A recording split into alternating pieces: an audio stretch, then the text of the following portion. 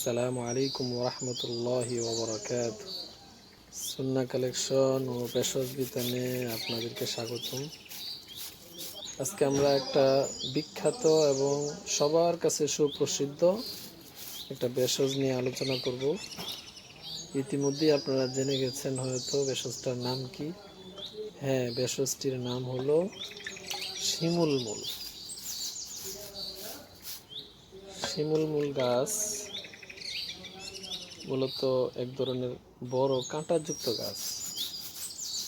এই গাছের মূল শিকড়কে আমরা শিমুল মূল বলি। এই মূলটি শুকিয়ে রেখে আয়ুর্বেদিক, ইউনানি এবং লোকজ চিকিৎসায় বহু শতাব্দী ধরে ব্যবহার করে আসছে। এটাকে আমরা বাংলার জিনসিন বলেও চিনি অনেক। শিমুল মূলের অনেক উপকারিতা রয়েছে,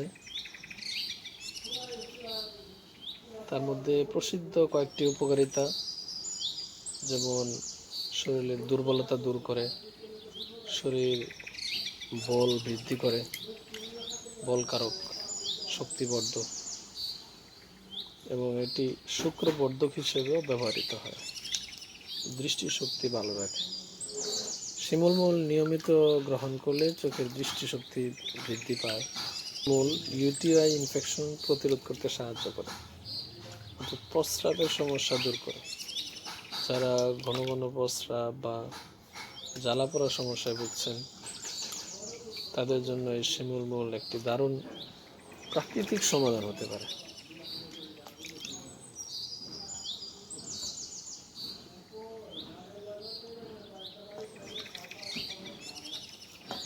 আরেকটি গুরুত্বপূর্ণ উপকারিতা হলো শিমুল মূল নিয়মিত ব্যবহারের মাধ্যমে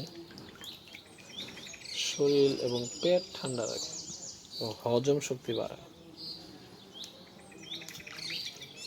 গ্যাস্ট্রিকের জন্য খুব উপকারী একটা ভেষজ হিসেবে পরিচিত। শিমুল মূলের আরেকটি উপকারিতা হলো শিমুল মূল রক্ত পরিষ্কার করে এবং ত্বক ভালো রাখে।